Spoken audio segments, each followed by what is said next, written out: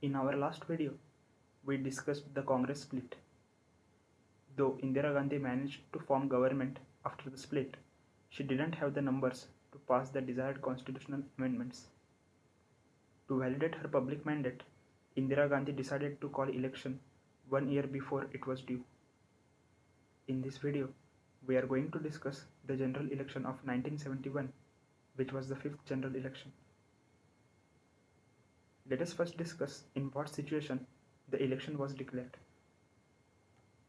Despite her immense popularity and clear victory over the syndicate, Indira Gandhi was still politically vulnerable, for her party did not command a majority in the parliament.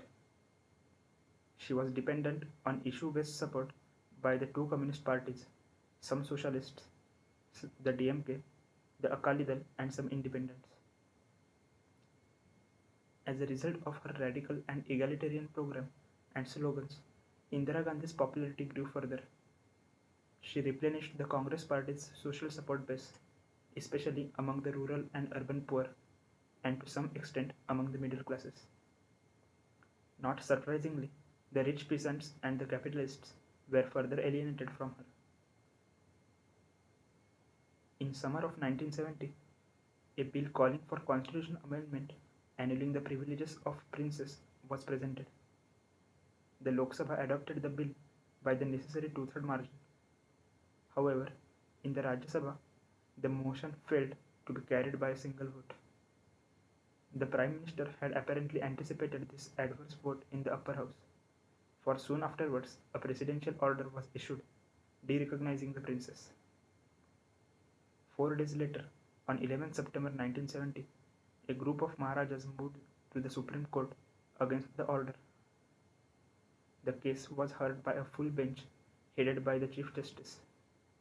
On 11 December, the bench ruled that the order was arbitrary and against the spirit of the Constitution. Because hers was a minority government, Indira Gandhi felt restricted and frustrated by her dependence on other parties for getting legislation passed in the Lok Sabha. To overcome this situation, she was looking for an issue on which to go to the polls.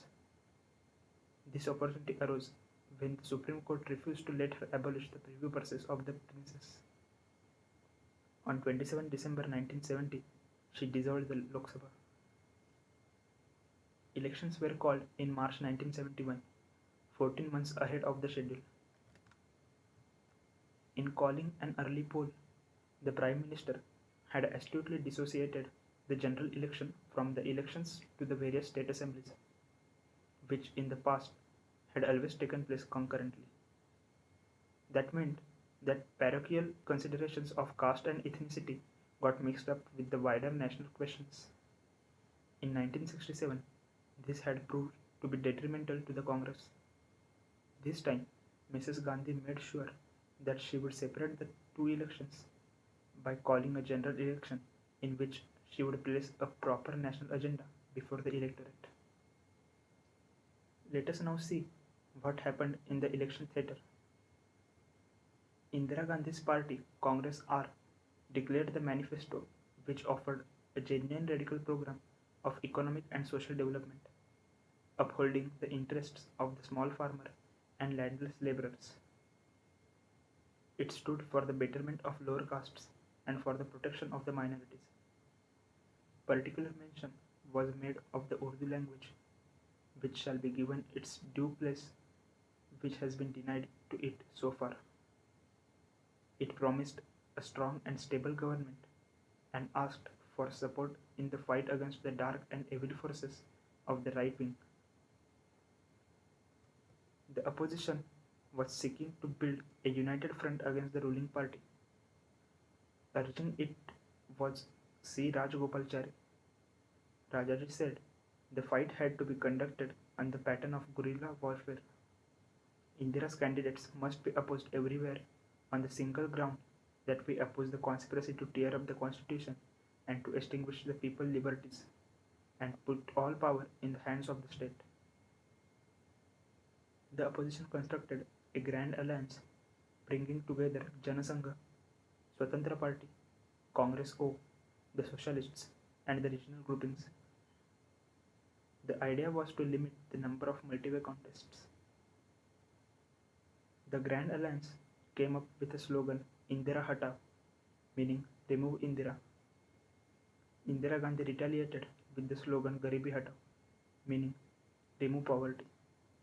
She said, वो कहते हैं इंदिरा हटाओ, हम कहते हैं गरीबी हटाओ. Campaigning with Garibi Hatao slogan allowed Congress R to take the moral high ground, representing itself as the party of progress against an alliance of reaction. Personalizing the election was to backfire badly against the opposition, whose agenda was portrayed as negative in the contrast to the forward-looking program of the ruling party. Indira Gandhi worked tirelessly to garner votes for her party. Between the dissolution of parliament in the last week of December 1970 and the elections held 10 weeks later, she travelled 36,000 miles in all. She addressed 300 meetings and was heard or seen by an estimated 20 million people. The new party's organizational weakness was remedied by its young volunteers, who went around the countryside amplifying their leaders' words. The massive turnout on election day suggested that the people had been fired with a new hope of redemption. As a result, Indira Gandhi won a spectacular victory. Congress R won 352 out of 518 seats. The next highest tally was that of CPM, which won a mere 25 seats. Both victor and vanquished agreed that this was chiefly the work of one person. Among the consequences of the 1971 election was a change in the name of the ruling party. The Congress R now became known as Congress I, where the I stood for Indira. Later, even this I was dropped. By the margin of its victory, Indira's Congress was confirmed as the real Congress, requiring no qualifying suffix. Her success at the polls emboldened Mrs. Gandhi to act decisively against the princes. Throughout 1971, the two sides tried and failed to find a settlement. The princes were willing to forgo their privy purses, but hoped at least to save their titles. But with her massive majority in the parliament, the Prime Minister had no need to compromise. On 2nd December, she introduced a bill seeking to amend the constitution and abolish all princely privileges. It was passed in the Lok Sabha by 381 votes to 6 and in Rajya Sabha by 167 votes to 7. In her own speech, the Prime Minister invited the princes to join the elite of the modern age, the elite which earns respect by its talent, energy, and contribution to the human progress, all of which can be done when we work together as equals without regarding anybody as of the special status. 5 months before India held its 5th general election, Pakistan held its first general election. This commenced the crisis in East Pakistan, known as Bangladesh crisis. In our next video, we will discuss the beginning of the Bangladesh crisis. Thank you for watching this video. Please like, share and comment because discussion is solution. For more discussions, please subscribe our channel.